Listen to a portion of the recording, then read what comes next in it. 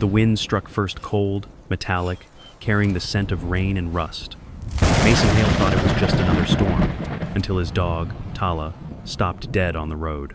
Her ears pricked, her body tense, eyes fixed on the bridge ahead. Then he sawed an empty truck, engine humming, lights flickering in the dark. The river below glowed faintly red, the current twisting too fast. Mason called out, but the storm swallowed his voice. Tala growled, low and steady. That's when he spotted the timer on the dashboard, 4 minutes, 50 seconds left. Someone hadn't fled the storm, they'd built it. The rain thickened until it felt alive, needling Mason's face as he stepped off the gravel shoulder. Tala stayed ahead of him, her coat darkened to bronze under the stormlight, every muscle reading the air. The engine of the truck idled in the distance, steady, mechanical, wrong. Mason moved closer, boots sinking into the slick mud. The smell of diesel and ozone hit him first. The truck's headlights stuttered, throwing long, trembling beams over the guardrail and down toward the river. The bridge creaked beneath the weight of the wind. Tala gave a short, low bark permission mixed with warning. "Easy," he murmured. His own voice sounded strange against the roar around them, like someone else's. He reached the door. No driver. The seat was empty except for a wet jacket crumpled over the wheel. Rain ran down the windshield, slicing through the reflections of the dashboard lights. The timer blinked. 4, 7, 4, 6, 4, 5. Mason's pulse matched it beat for beat. Tala circled the truck, nose working the puddles, tail stiff. She let out a soft huff, then froze near the rear tires. Mason crouched beside her. The smell of solvent citrus, faint but sharp, cut through the diesel. His fingers brushed something cold and granular in the mud. Fertilizer mix? He'd smelled it before in training ranges, where controlled detonations were never truly controlled. He exhaled slowly. Not good. He backed away, grabbing Tala's collar. Move. They ran. The rain blurred the world into streaks of gray and red light. 50 yards off, he hit the ditch line and threw himself flat, covering Tala with his body. A heartbeat later, the truck went silent. The engine sputtered, died, and then the sound came. Not an explosion.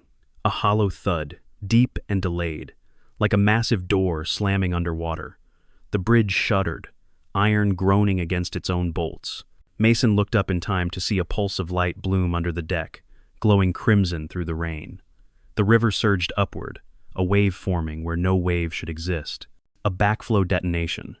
Not meant to destroy the bridge, meant to move the current. Divert it. "Tala, go!" he shouted, scrambling up the embankment. They sprinted toward higher ground, splashing through the thickening runoff.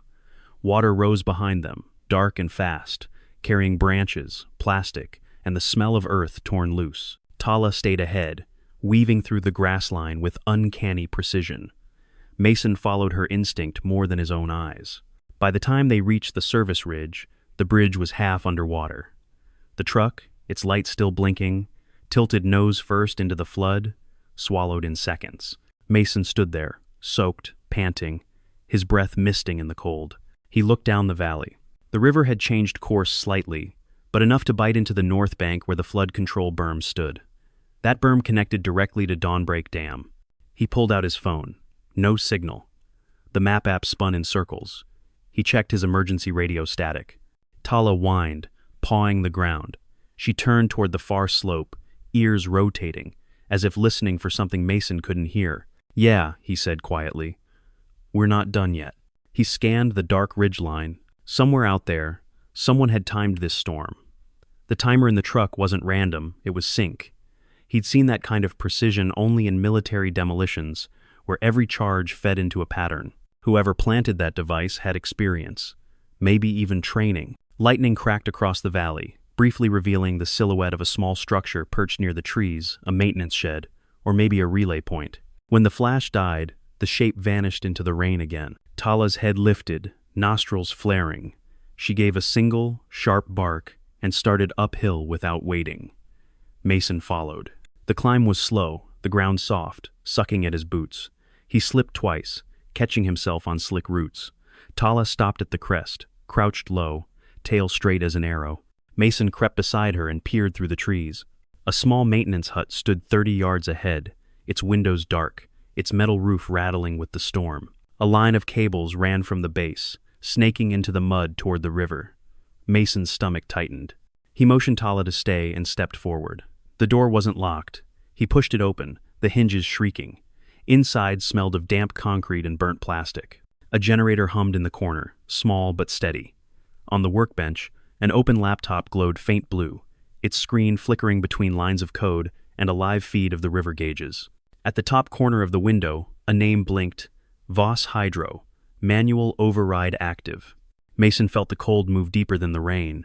Voss Hydro was supposed to be shut down last year after a chemical leak. He'd written the inspection report himself. He leaned closer. A countdown occupied the bottom of the screen: 1 hour, 47 minutes, and 22 seconds. Below it, one line of text repeated every few seconds: spillway, 3, pressure rising. Behind him, Tala's claws clicked softly on the concrete. She growled once, deep and quiet. Mason turned. Through the rain-blurred doorway, a flashlight beam wavered between the trees. Someone else was coming. He killed the generator switch and plunged the room into darkness. The hum died. Rain filled the silence again. Tala pressed against his leg, steady but alert. Mason crouched low, feeling the vibration through the floor, a truck's tires grinding over wet gravel, approaching slow, cautious. Whoever had built that bomb hadn't expected it to fail. They were here to finish the job. Tala looked up at him, eyes catching the faint blue glow of the dying screen. Mason nodded once. "Quiet," he whispered. The timer on the laptop ticked down to 1 hour, 46 minutes, and 58 seconds. Outside, the footsteps stopped. The door handle began to turn. And for the first time since the bridge, Mason felt the storm breathing with him, not outside, but inside the walls. Something or someone was about to open the door. The door cracked open, slow and deliberate. Mason froze, back against the cold wall. Tala stayed pressed to his knee, silent except for the soft rhythm of her breath. A flashlight beam sliced through the dark, sweeping across the floor, pausing on the still-glowing laptop screen. A voice followed low, impatient. "Thought I told you to kill the feed." The light shifted. Boots scuffed the floor. Mason held his breath. The figure stepped fully inside a man in a rain slicker. The hood pulled low. He carried a crowbar in one hand, a pistol in the other. "Battery's dead," the man muttered, leaning over the laptop. He tapped the screen twice, frowned, and pulled out a small transceiver from his pocket. Mason's eyes adjusted enough to catch a glimpse of the patch on the man's shoulder, a faded emblem of Voss Recovery and Rebuild. Mason's pulse spiked. The same company name from the override feed. The intruder pressed a button on the transceiver. "Base, this is Node 3. Manual control still active. I'm locking down the sequence now." Static answered, then a burst of words. "Sequence confirmed. Floodgates set for midnight. No witnesses. No witnesses." Tala's muscles tensed. Mason touched her shoulder, a silent hold. "Not yet." The man turned toward the door again, pocketing the crowbar. As he passed, the flashlight brushed over a muddy footprint Mason's. He stopped cold. The gun came up fast. "Who's in here?" Mason moved on instinct. He slammed his shoulder into the man's side, knocking him against the doorframe. The pistol fired once. Flash, thunder, heat. Tala lunged, jaws clamping around the man's wrist. The gun dropped to the floor. "Down!" Mason barked. Tala obeyed instantly, releasing but staying between them. The man scrambled backward, clutching his bleeding arm. "Don't," Mason warned, stepping forward. The look on his face must have convinced him because the man bolted out the door into the rain. Mason kicked the pistol out of reach and shut the door again, breathing hard. He picked up the transceiver the man had dropped. The signal light still blinked green, connected. Mason raised it to his ear. "Base, this is Node 3, he said, mimicking the man's tone. "Sequence jammed. Hydraulic pressure unstable. Recommend delay." A pause. Then a woman's voice, calm, clipped, dangerous. "Identify yourself." He didn't answer. He killed the device and dropped it into his pocket. Whoever that was, she wasn't surprised by interference. She was expecting it. Tala pawed at the door, ears back. Mason glanced out the window. The flashlight beam was gone, but the forest below flickered with faint orange light. Not fire headlamps. At least 2 more vehicles crawling up the service road. "Back up," he muttered. "They're sweeping the ridge." He turned back to the laptop. The timer read 1 hour, 12 minutes, and 9 seconds. He had less than 70 minutes before the dam's spillway opened. If those gates released into an already shifting river, the North Levee would collapse, and Dawnbreak Valley would be underwater before dawn. He unplugged the laptop and slipped it into his pack. Tala followed him out into the storm.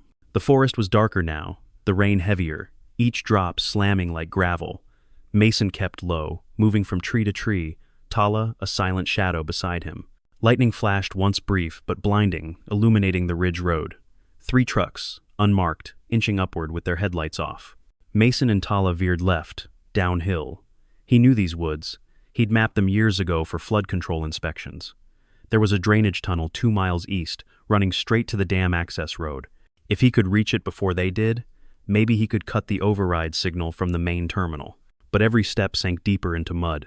The trail had turned into a stream. Twice he nearly lost his footing. Tala forged ahead, her coat plastered to her ribs, her breathing steady. When she stopped suddenly, Mason knew why. Ahead, across the wash, a small cabin stood half-hidden under a leaning pine. Its porch light flickered weakly, the only light for miles. Mason hesitated. He'd passed that cabin before during surveys. It belonged to Raina Park, a hydrologist from the same team he'd once trained. The woman who'd reported falsified data the year Voss Hydro accidentally breached a containment pond. She'd vanished after that report. Tala turned her head toward him, waiting for a cue. "Yeah," Mason whispered. "We check it." They approached carefully, avoiding the front path. The window was cracked open, the light inside dim. Mason peered through the glass. Papers were scattered across the table, hydraulic charts, satellite prints, and a hand-drawn map of the valley. "Identify yourself." He didn't answer. He killed the device and dropped it into his pocket. Whoever that was, she wasn't surprised by interference. She was expecting it. Tala pawed at the door, ears back. Mason glanced out the window. The flashlight beam was gone, but the forest below flickered with faint orange light. Not fire headlamps. At least 2 more vehicles crawling up the service road. "Back up," he muttered. "They're sweeping the ridge." He turned back to the laptop. "They're monitoring the relay towers. They'll trace any signal within minutes." "Then why are you still on the ridge?" "Because I can't leave yet," she said, glancing at the case. "That file is the only proof I have. If Voss opens the spillway tonight, it'll look like natural collapse. But it's sabotage. Controlled pressure failure." Tala shifted, sniffing the air. Mason caught it too. Diesel fumes, faint but growing. Raina's face drained of color. "They're burning the access road." Lightning flashed once brief but blinding, illuminating the ridge road. 3 trucks, unmarked, inching upward with their headlights off. Mason and Tala veered left, downhill. He knew these woods. He'd mapped them years ago for flood control inspections. There was a drainage tunnel 2 miles east, running straight to the dam access road. If he could reach it before they did, maybe he could cut the override signal from the main terminal. But every step sank deeper into mud. The smell of diesel and wet pine mixed into acid smoke. "Downhill," Mason shouted. Raina didn't argue. She trusted his tone more than his words. Tala darted between roots, low and silent. The fire crackled behind, chasing oxygen. They dropped into a drainage trench just as the porch of Raina's cabin went up in a burst of blue flame. Heat seared their backs. Mason pressed a hand against Tala's flank, steady pulse, alive. "Good. Someone really doesn't want that data leaving," Raina gasped. "Someone already left it once," Mason said. "We're just catching up." Lightning split the valley. For a second, the dam flickered into view far below its spillway, lit by strobes, heavy mist rising from the floodgates. Mason checked his watch. 11:24. 36 minutes. They moved again, cutting through brush toward the old culvert road. Tala slowed suddenly, head lifting, her body stiffened. "What?" Raina whispered. Tala growled, deep and low. Mason followed her gaze. 2 beams of light wove through the fog on the access trail headlamps. Men with radios. "Get down." They crouched behind a fallen pine. Rain hissed against the trunk. The voices grew louder. "Node 3 failed override stays till midnight. Confirmed by base. Copy. Sweep East Ridge. Burn if needed." Boots splashed. Mason's jaw clenched. "They're clearing the evidence. And witnesses." When the voices faded, he signaled Tala forward. They crossed the trail and slipped into a hollow where runoff carved a shallow stream through the clay. Tala led them straight to a rusted hatch, half buried in roots. Raina blinked. "That's part of the old maintenance network." Mason pried it open with his knife. "Shortcut to the dam's base gallery. Do you remember it?" He gave a short, humorless grin. "I built it." The hatch groaned open. Cold air rushed up, reeking of metal and algae. Tala didn't hesitate, she jumped first. Mason dropped after her. Reyna followed, sealing the hatch behind them. The tunnel was pitch black. Water whispered around their boots. Mason clicked his headlamp. The beam cut through mist. Tala trotted ahead, body brushing the narrow walls. Reyna's breath echoed behind him. "How long to the gallery?" she asked. "Half a mile if it's clear. And if it's not, then we'll find out fast." They moved quickly. The floor sloped down, and the roar of the dam grew louder, vibrating the walls. Twice Tala froze. Paul lifted, listening. Each time, Mason killed his light. Once they heard footsteps above. Once a truck rolled across the service bridge. When silence returned, they kept going. At the next bend, the tunnel widened into a junction chamber. A dead generator sat in one corner, cables still snaking through the floor. On the opposite wall, a steel door hung open, light flickering beyond. Tala crouched, ears forward. Mason motioned Reyna to stay back and crept closer. Inside, 3 men worked over a glowing panel, same logo, Voss Recovery. Their radios crackled. "Manual valve locked?" "Affirmative. Pressure holding at point 8. Midnight discharge confirmed." Mason's stomach turned. They were priming the auxiliary floodgate, not the main spillway, that would rip through the north levee and wipe out half the valley. Reyna touched his shoulder, voice trembling. "We can't fight them." "No," he whispered. "But we can slow them." He pulled a flare from his pack, twisted the cap, and tossed it down the side tunnel. The men spun at the sudden red glare. Mason charged. He hit the first man square in the chest, knocking him into the wall. Tala leapt at the second, jaws locking on his sleeve. The third reached for his radio. Reyna grabbed a wrench from the table and swung. Metal cracked bone. The radio clattered into the water. "Move!" Mason yelled. He yanked the laptop cable from the control panel. Sparks jumped. The screen went dark. Tala released and fell back, teeth bared but uninjured. Mason slammed the door shut and jammed the wrench through the handle. They ran again, the echo of gunfire chasing them down the corridor. "Where now?" Reyna panted. "The stairwell under the spillway." "That's suicide. It's survival." They burst into a vertical shaft lined with dripping concrete. A catwalk spiraled upward. At the top, faint daylight bled through the grating. Mason grabbed the first rung and climbed, Tala following close, claws clinking against metal. Halfway up, a deafening boom shook the shaft. Dust rained down. Reyna screamed but kept climbing. Mason knew the sound, a demolition charge. Someone had blown the culvert they'd entered through. "They're sealing exits," he said. "Then we're trapped." "Not yet." They reached the top. Mason forced open the grating and hauled himself onto the maintenance deck. The dam stretched before them, a dark monolith against the storm. Floodlights strobed across the structure. Workers moved like ants on the lower platforms. Reyna climbed out, shaking. "What now?" Mason pointed to a low control station 50 yards away. "That's the manual release. We stopped the override there. And if someone's guarding it?" He loaded the pistol he'd taken earlier. "Then we move fast." They sprinted across the slick concrete. Rain hammered down. Wind howled through the open girders. Tala ran ahead, barking once a sharp warning tone. Gunfire answered, bullets sparking off the deck rails. Mason dove behind a support beam, dragging Reyna down with him. 2 armed men flanked the control station, flashlights sweeping. "We can't take them both," Reyna whispered. "We don't have to." He looked at Tala. The dog's body coiled like a spring. "Left," Mason said. Tala bolted, a blur of fur and lightning. Mason grabbed the first rung and climbed, Tala following close, claws clinking against metal. Halfway up, a deafening boom shook the shaft. Dust rained down. Reyna screamed but kept climbing. Mason knew the sound, a demolition charge. Someone had blown the culvert they'd entered through. "They're sealing exits," he said. "Then we're trapped." "Not yet." They reached the top. Mason forced open the grating and hauled himself onto the maintenance deck. Mason grabbed a pipe wrench, jammed it against the wheel, and heaved. It groaned, shifted half a turn, then locked again. "Come on," Reyna yelled. Mason braced his boots, used every ounce of his weight. Tala jumped beside him, teeth on the handle, pulling. The wheel broke free with a metallic scream. The pressure gauge dropped a notch. The flood slowed. Below, alarms wailed across the dam. Mason let go, gasping. "We bought time." Reyna looked at him. She hit the left guard mid-stride, teeth sinking into his arm. The other turned, firing. Mason came out of cover, One clean shot. The man fell. Silence. Rain. The timer on the distant flood gauge flashed red.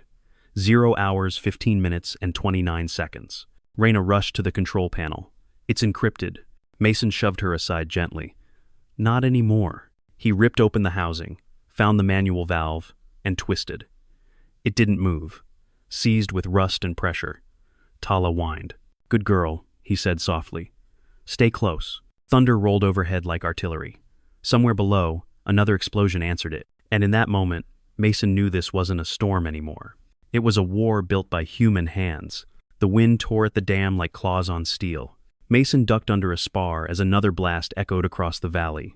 Tala pressed close to his leg, her fur streaked with mud and ash. Raina kept one hand on the rail, the other gripping her soaked map case. Below them, floodlights flickered, cutting in and out like dying pulse beats. We can't hold this position, she shouted. Then we move, Mason said. Auxiliary controls under the east gallery. That's where the real trigger sits. They sprinted along the maintenance deck, boots hammering against wet metal.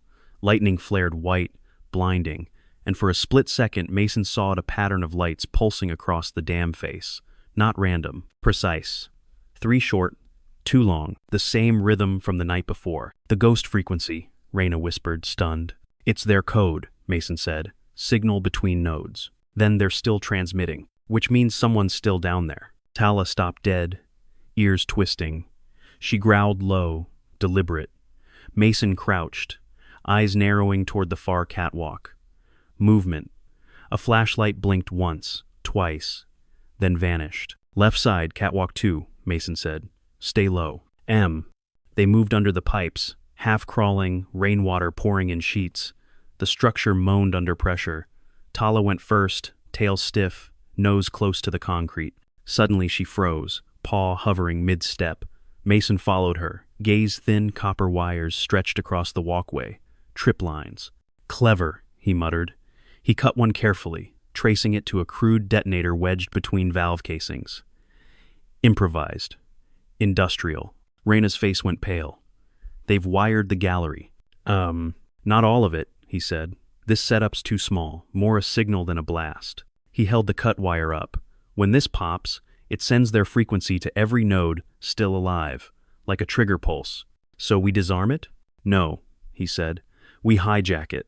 He stripped the ends, pulled a battery pack from his vest, and twisted the leads together. Sparks danced. If they built their net off the ghost frequency, we can bounce it back, maybe jam it. And if we fail, then we'll know fast. He crouched beside the detonator, fingers moving quick. Tala paced at his shoulder, restless. 30 seconds, Mason said. When I say run, you run. Raina nodded, crouching near the emergency hatch that led to the lower tier. Mason bridged the wire, felt the static bite his fingertips, then snapped the connection. The detonator clicked, whined, then went dark.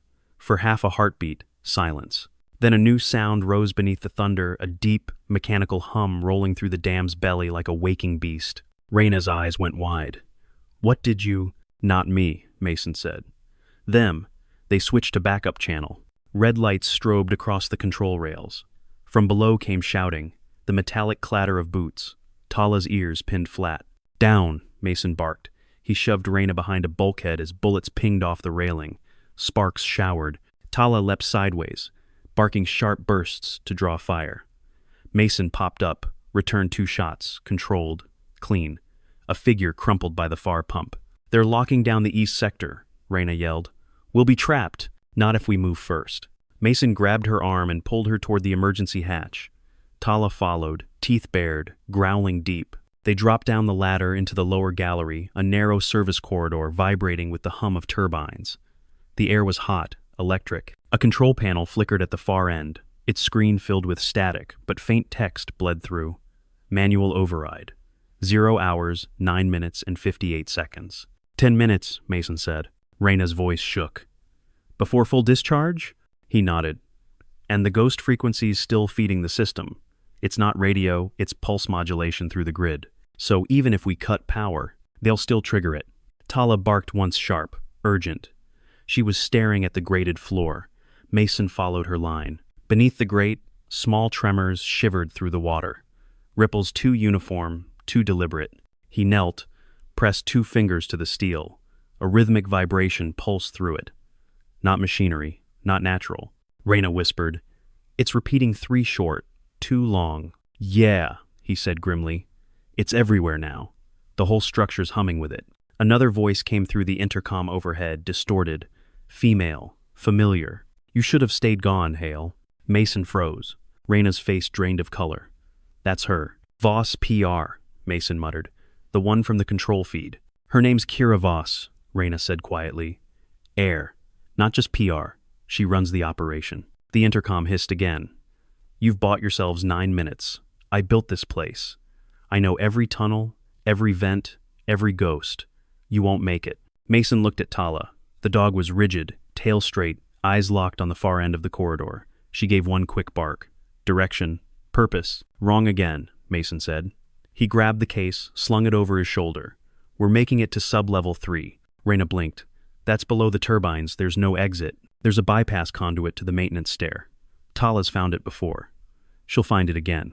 They sprinted down the corridor, past dead lights and sparking cables. The air trembled with the dam's heartbeat.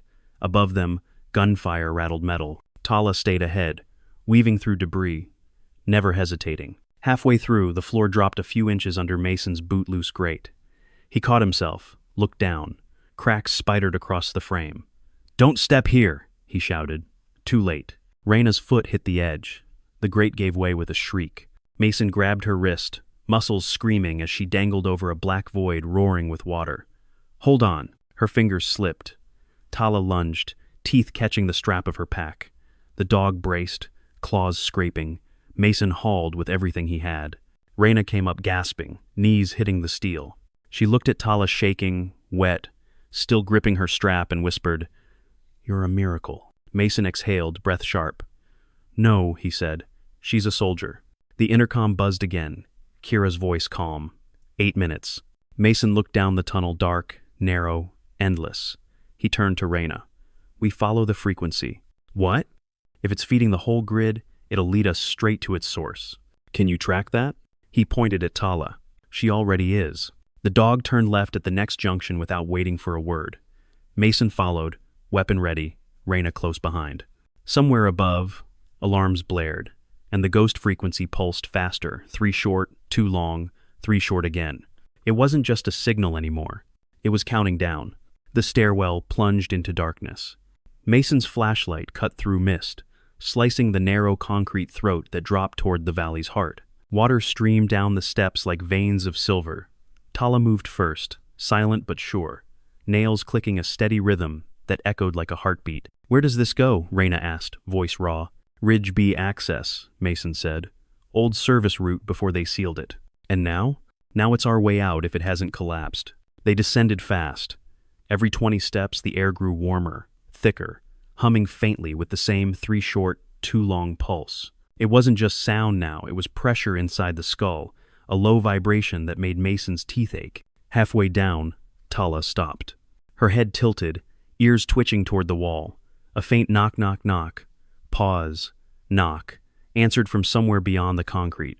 Human? Mechanical?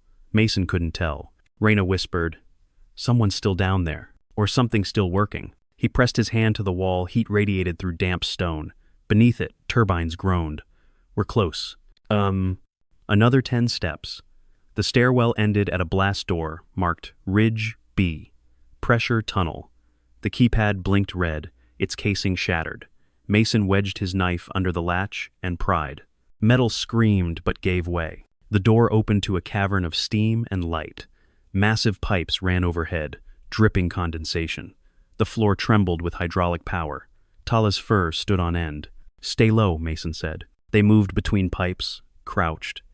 Shadows shifted above guards pacing the catwalks. Radios crackled. "Pressure stable, 8 minutes." Reyna mouthed, "They're still monitoring." Mason scanned the space, 3 turbines, 1 control column, and a narrow maintenance rail leading toward a half-collapsed tunnel glowing faintly with red emergency lights. "That's the ridge outlet." Lightning flashed outside through a grate. Thunder rolled seconds later. For a moment, Mason saw the valley below, a wall of dark water pressing against the dam face. Reyna saw it too. If it breaks, it will, Mason said quietly, unless we shut the relay. They sprinted across open ground. Bullets cracked overhead. The air turned electric. Tala bolted ahead, zigzagging through steam bursts, drawing fire away. Mason dove behind a pipe, firing twice. A man fell. Another fled toward the catwalk, shouting. Reyna reached the column first. Manual overrides here, but the panel's locked. Mason joined her, ripped off the cover with his knife. Inside, a lattice of colored wires, blinking diodes, a frequency dial humming faintly. The ghost pulse flickered through every line alive. It's feeding direct from node Ridge B, Reyna said. Then we kill Ridge B. You mean collapse it? Exactly. She stared at him, horrified. That's suicide. Not if we're faster than water. A boom rattled the chamber, the upper valve gates shifting. Steam hissed down like rain. Tala barked once, sharp. Mason twisted a coupling loose, sparks flying. Cut blue, hold red. Reyna's hands shook. Are you sure? No, do it anyway. She cut. The hum pitched higher, turning into a shrill whine. Pressure gauges spun madly. Mason grabbed the relay lever and yanked down. The sound that followed was a roar from the mountain's belly, metal tearing, rock groaning, air imploding. Then, silence. He exhaled, chest heaving. That did it. Reyna blinked at Dassel. You sure? From deep within the tunnel, a second rumble answered. Not fading, approaching. Tala whined, ears flat. Mason's stomach turned. That's the ridge giving way. Then we have to move. They ran. The maintenance rail shook underfoot as a shockwave tore through the chamber. Steam burst from ruptured pipes, scorching air. Mason grabbed Reyna's arm, dragging her toward the light ahead. Tala bounded ahead, barking frantically, urging them on. Behind them, the entire pressure conduit detonated in a cloud of vapor and flame. The blast door slammed shut automatically, too late to lock, but enough to slow the flood.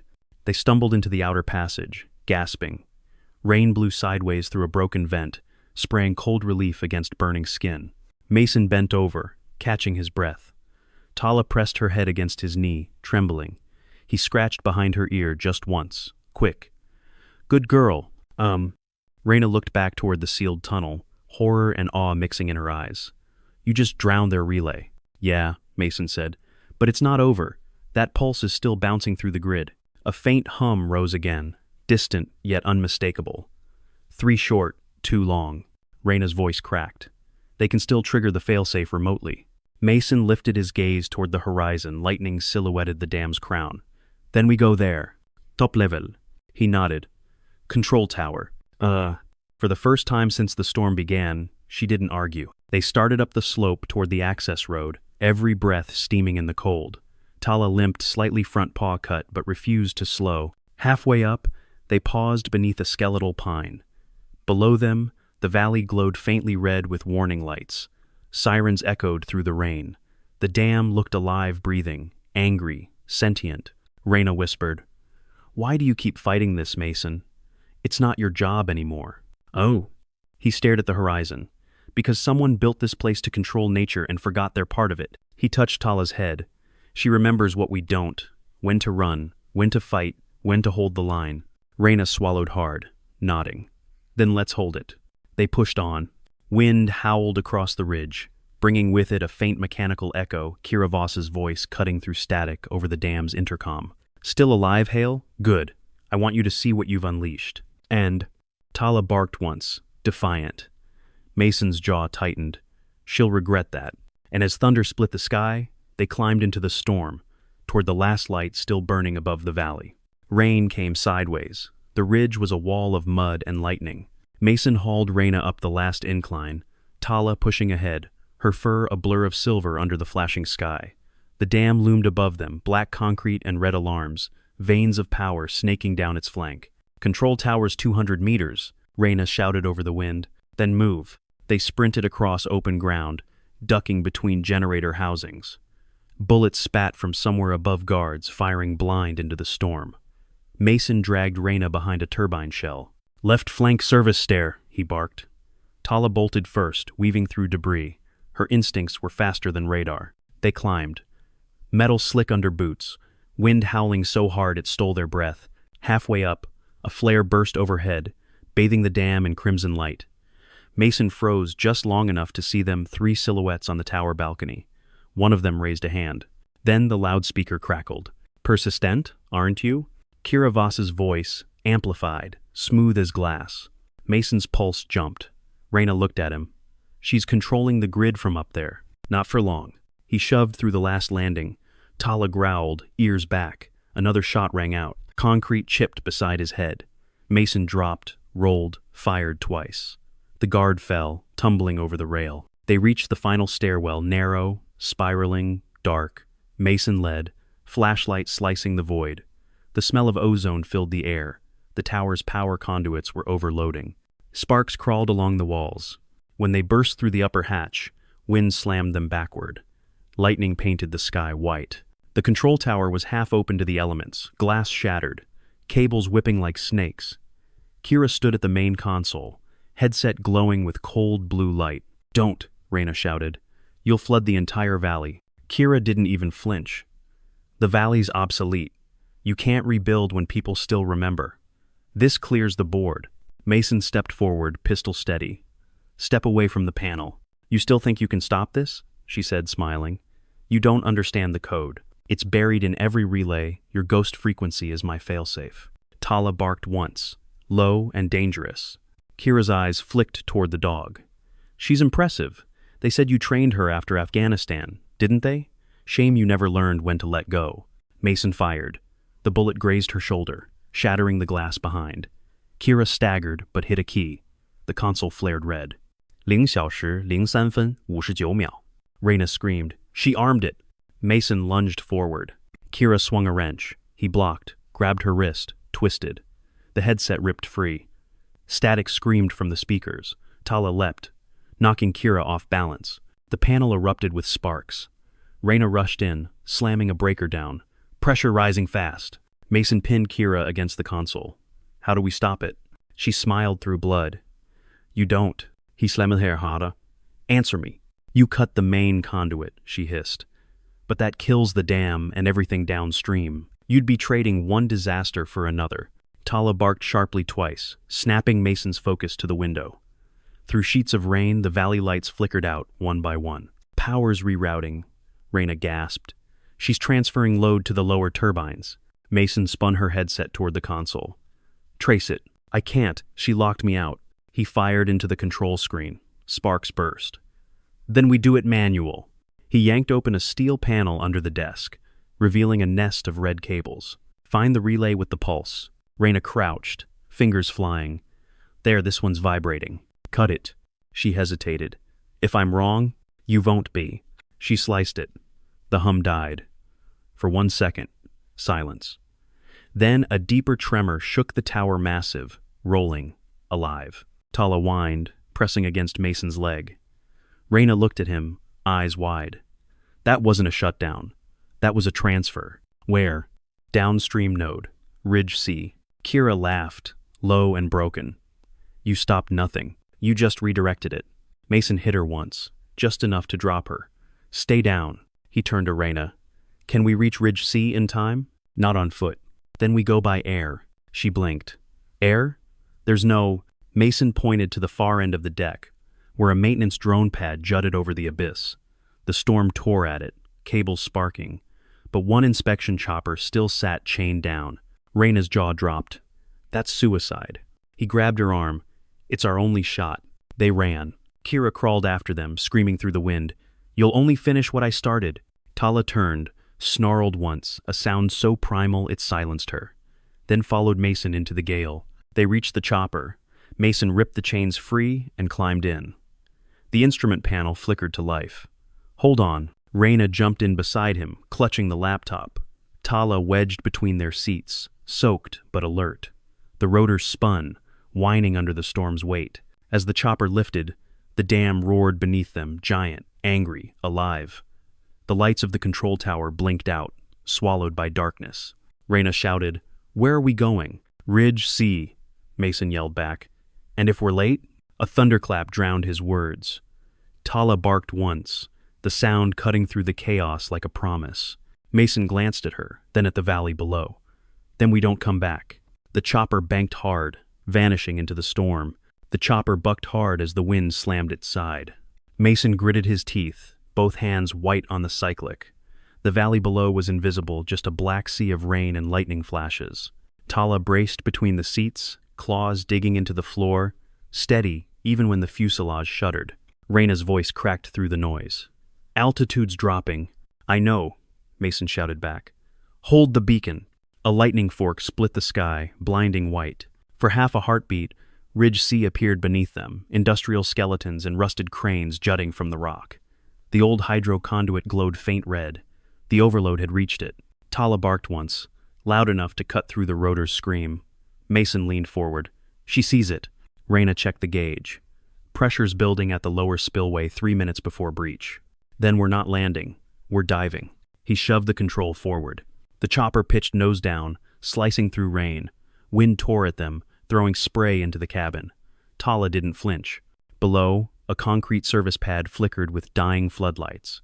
Mason flared the pitch and slammed them down hard. Metal screeched. The landing gear bit into mud. For a moment everything went still except the engine ticking. They were alive. Barely.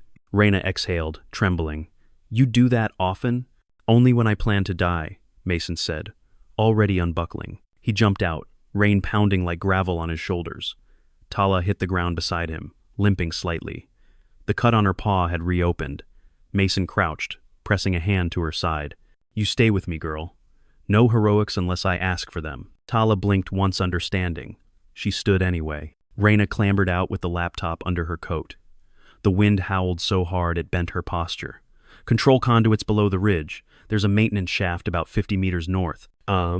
Lead the way." They ran, sliding through ankle-deep water, the ground trembling underfoot. The ridge groaned a sound like the earth itself trying to breathe. When they reached the shaft, Mason kicked open the hatch. Hot air poured out, tasting of metal and ozone. The faint hum of the ghost frequency pulsed below, steady and mocking. "Pressure readings critical," Reyna said, eyes on her tablet.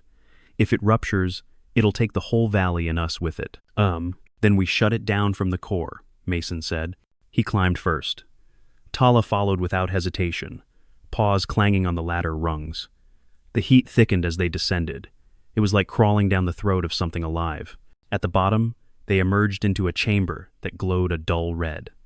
The auxiliary turbines were spinning far past their limits, blades blurring, screaming. The floor shook with every rotation. Reyna gasped. "It's overclocking itself. And they're using the ghost frequency as feedback," Mason said grimly. "It's self-feeding." He scanned the room, spotted the manual fail-safe on the far platform, an old wheel valve behind a web of steam pipes. He started toward it, but the catwalk was warped and slick. Tala went first again, light on her feet despite the limp. She stopped halfway, growling at something beyond the steam. Mason froze, pistol up. Through the haze, a shape moved slow, deliberate. Kira Voss. Her arm was in a sling, face cut from the earlier fight, but she was smiling. "You're predictable, Hale. You keep walking into dead ends." Mason raised the gun. "This ends now." "No," she said softly. "It already ended the moment you fired that first shot. You just haven't realized which side of the flood you're standing on." She reached for the console beside her. Mason fired. The shot sparked off a steel beam missed by inches. Kira slammed her palm down. The turbine screamed higher. Reyna shouted, "She's forcing full discharge." Mason sprinted across the catwalk. A pipe burst beside him, showering boiling steam. He didn't stop. Tala lunged ahead, teeth flashing. Kira swung a wrench, but Tala's weight hit her chest like thunder, knocking her back into the rail. The console sparked wildly. Mason dove, grabbed the emergency lever, and yanked. The wheel resisted, locked from corrosion. He forced it, muscles screaming, until it gave a quarter turn. Reyna joined him, throwing her weight into it. Together, inch by inch, they forced the valve closed. A tremor ripped through the floor. The turbine slowed, whining. Then silence. Only the wind outside and their ragged breathing remained. Kira lay slumped against the rail, eyes glassy, chest heaving. "You think you saved them?" she whispered. "You just delayed the collapse. There's always another ridge." Mason looked at her for a long moment, then said quietly, "Then we'll keep climbing." He turned away.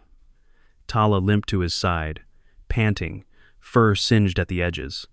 Reyna leaned against the wall, shaking. Pressure's dropping. Slowly.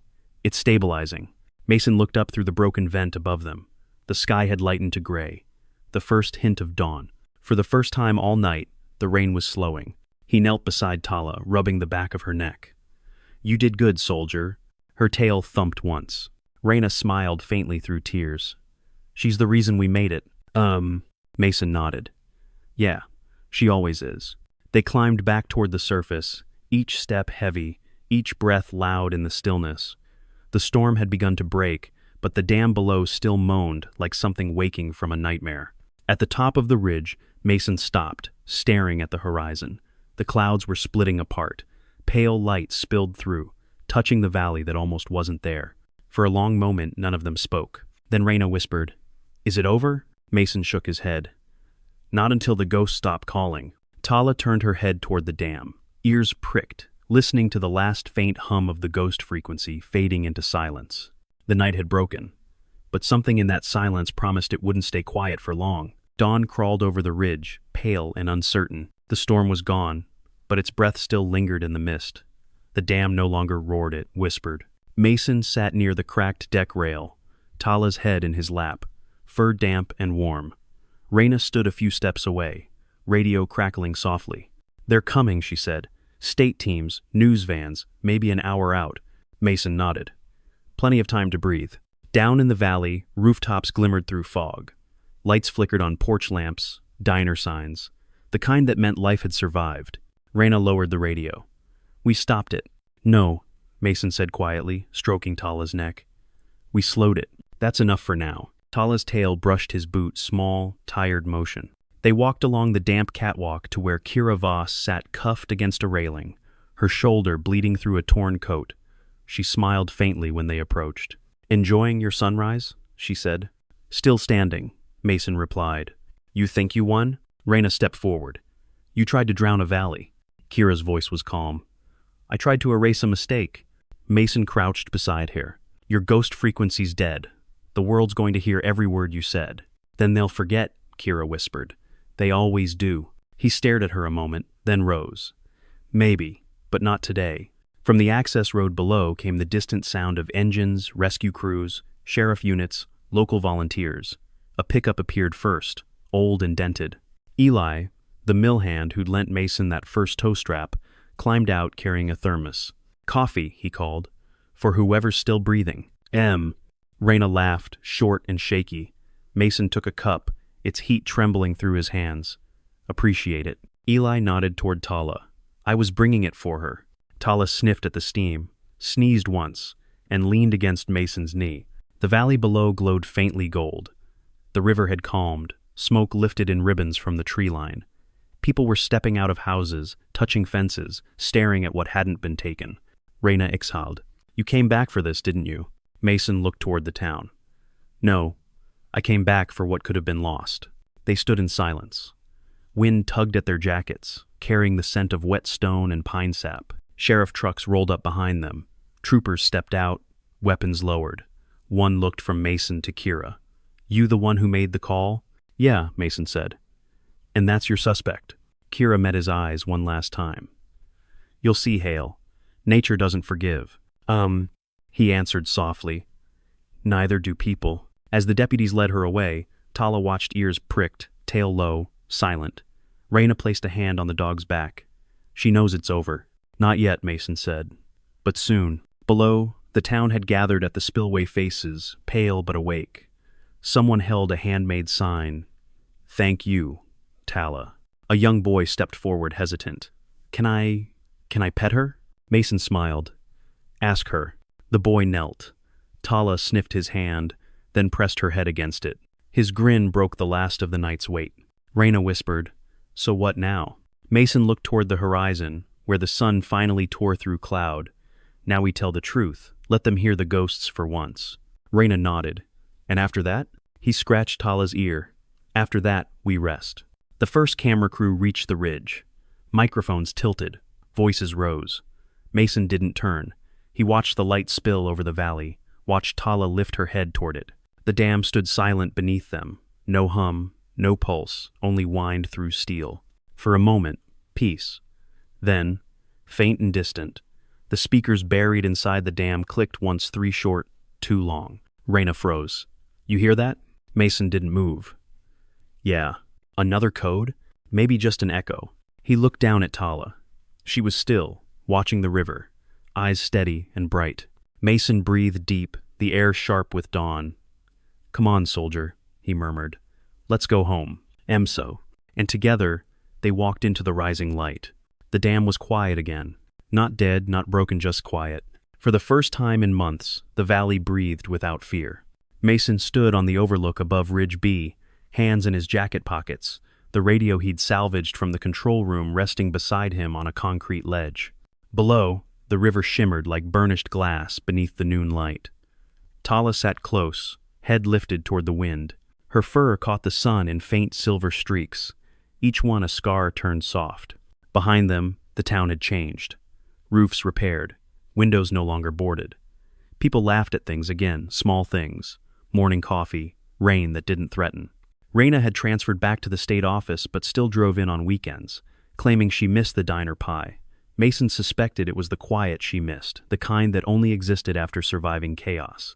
He thumbed the switch on the old field radio. Static fluttered, then leveled into a dull hum.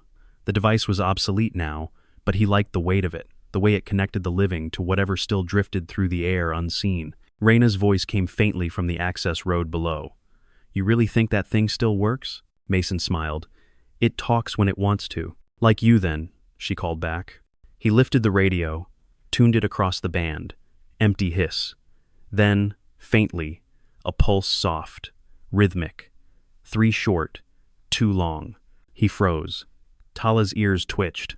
Raina climbed up the slope, breath clouding the air. Don't tell me it's the same code. He handed her the receiver.